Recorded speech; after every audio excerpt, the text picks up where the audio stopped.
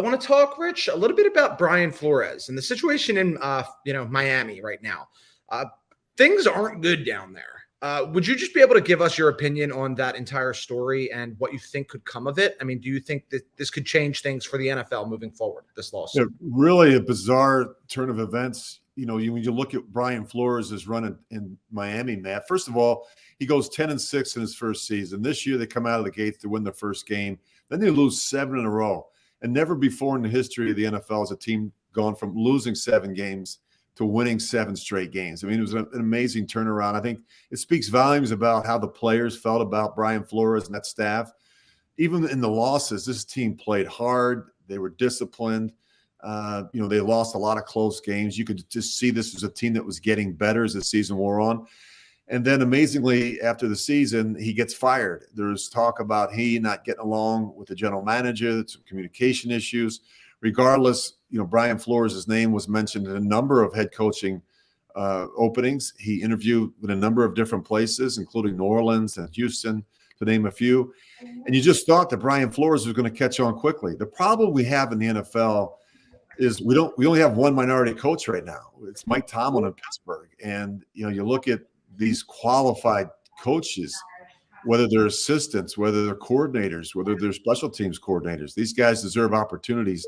A lot of them feel like some are getting these token interviews where they're being brought in because you have to interview at least 2 minorities for these openings, but they feel like these aren't real opportunities. These aren't really legitimate interviews. And so on top of that, Brian came out and said that the owner offered him money to lose games. I mean, I've never in all my years have heard anything like this. This is certainly scandalous at best. And of course, immediately after, Stephen Ross, the owner of the Miami Dolphins, basically said that these accusations are false. So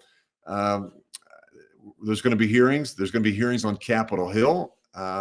This is because the integrity of the NFL, Matt, is absolutely critical. And to think that a team would intentionally lose a game would be damaging, not just to the Dolphins, but to the entire NFL. The NFL is always built on effort.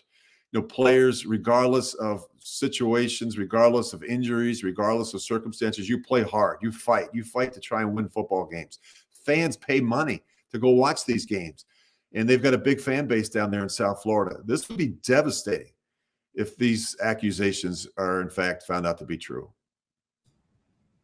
Yeah, Rich, I completely agree. I mean, it's not only scandalous, but it's alarming, right? I mean, we just entered, Black History Month, and for a story like this to break at this time, it certainly brings a lot of issues to light that I think people are going to be, paying close attention to this.